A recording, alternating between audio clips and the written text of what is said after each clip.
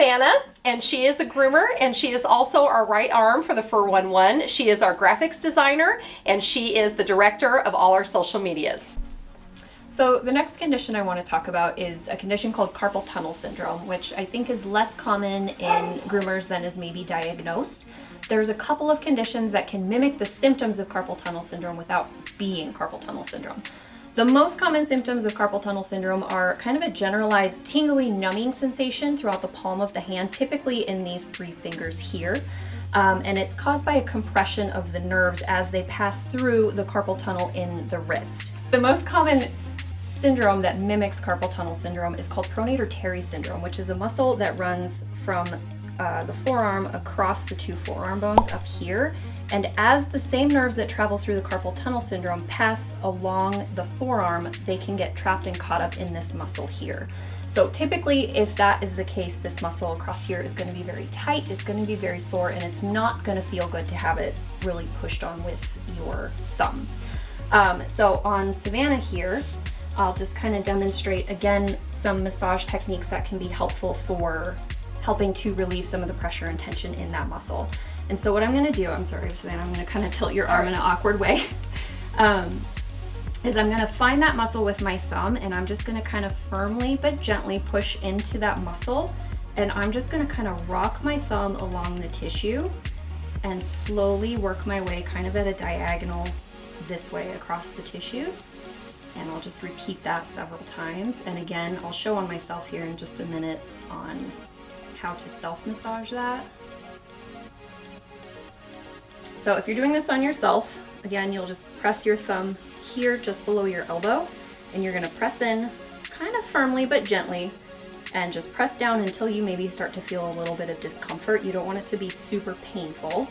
And you're just gonna press and hold, and maybe kind of rock your thumb along that muscle. And you may, if this muscle is really flared up, you may start to feel some kind of tingly, numb sensation down into your hand. If you struggle from carpal tunnel-like symptoms, please see your healthcare professional, a chiropractor, physical therapist, even your primary care doctor, and let them know and try to get that checked out and evaluated. Some stretches for carpal tunnel syndrome look very similar to the stretches we've already shown for the medial and lateral epicondylitis. The first one is going to be to straighten your elbow, and you can just kind of follow along with me. Straighten your elbow, take hold of your hand, and kind of pull your wrist back. And again, with this, if you're having carpal tunnel-like syndromes, you may feel your fingers and your hand kind of get a little numb and tingly. You're going to hold that for 3 or 4 seconds, and then you'll flip and pull your wrist into flexion and hold that for a couple of moments. It's a little tougher. A little tougher going that way. Most people are going to have one direction that they prefer over the other. Another option, if you have symptoms on both sides, is what I call the prayer stretch. So you put your arms together, and you just kind of try to keep the base of your palms together as you press your arms down as far as you can go until you feel a stretch, and you'll hold there.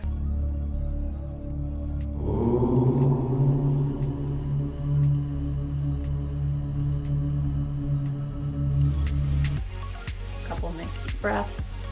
And then if you want to get the other side, you can put the backs of your hands together. A little tingly there? Yeah. Put the backs of your hands together, and again, try to point your elbows towards the floor. And again, hold that 5 or 6 seconds. Yeah, this is max. Yeah. It won't go lower than that. So you can see there's a little bit of a difference in flexibility between groomer and non-groomer. So moving on from there, some exercises that I'm going to show to help kind of strengthen the muscles of the hand, strengthen the muscles of the forearm, requires some really advanced technology, a rubber band. And what I'm going to recommend is put that rubber band around your fingers. You want something that's a pretty light resistance rubber band. Don't get one of those super thick, hardcore rubber bands. Typically, the size of rubber band that comes around a bundle of asparagus can be really useful.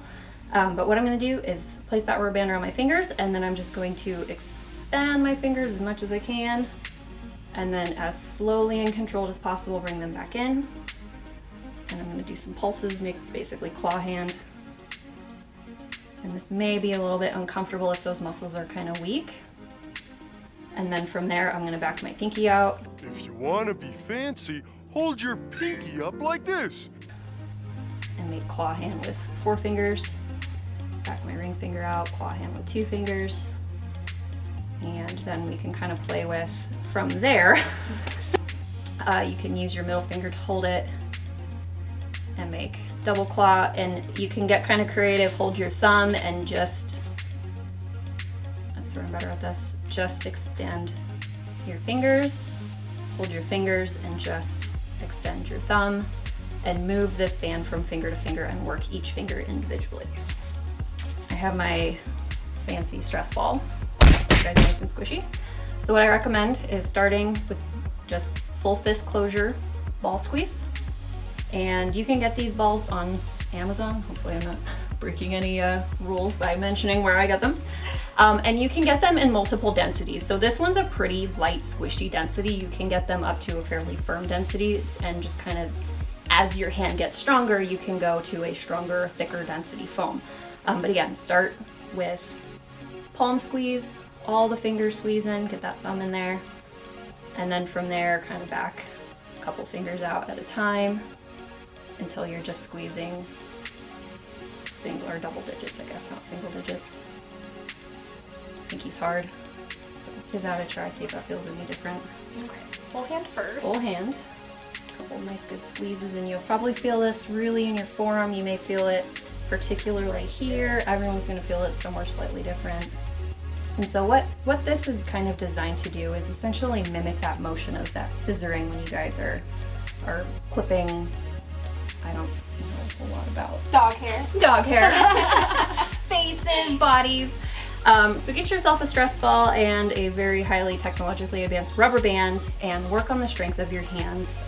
For each of these exercises, if you're just starting out and you're just trying the exercise, I would start with 5 repetitions of each thing and see how you feel after that, and work your way up to being able to do 15 3 sets. So 15 3 times in a row. I'm going to show now how to actually cut the kinesio tape, if that's a product that you have on hand that you want to try to use. If it does come in pre-cut strips, but sometimes that pre-cut strip isn't long enough or it's too long and you want to kind of customize and modify the tape to suit your own needs. So you want a particularly sharp pair of scissors. I usually try to get something with a titanium blade. The titanium blade tends to not hold on to the adhesive of the tape quite the way that some other scissors do, so they get less gummed up and sticky over time with use, but sharp scissors is going to be key. So you're just going to measure out about how much tape you want, and for what we're doing with Savannah today, I want to go about there, snip straight across, and I always round the edges of my tape, and part of that reasoning is that it helps the square edges tend to get caught up in clothing, and so they'll roll up as you're dressing and undressing, whereas the rounded edges tend to not get caught on clothing quite as easily. So it just kind of helps extend the longevity of the tape, and you're able to keep it on longer. Okay, so for Savannah's wrist, again, we're going to tear the tape about 1.5 inches from the edge, peel that off, and let's see here. So I'm going to start here and at a diagonal across her forearm heading towards her wrist. I'm going to give that tape a little tug to peel that paper off. Peel it down to about 1 inch before the edge of the tape, and I'm going to again stretch about 50% and just lay that down across her forearm. And then, sorry, I'm going to start you. Come this way. And once the paper is off, I'm just going to set that there, and again, just give it a gentle rub to help activate that adhesive. Good. And then the next one I'm going to do, again, tear and peel. This one, I'm going to start at the wrist. I'm going to have you extend your wrist just a little bit. Place that down, give it a little rub to activate that adhesive. Tug, peel up, hold or anchor. That up. And so this is just going to give a little bit of support to the muscles of her forearm here, of her wrist flexors that do this motion, and take some of that stress and strain off of those muscles for her. So again, just a quick rub, activate all that adhesive, and that's that.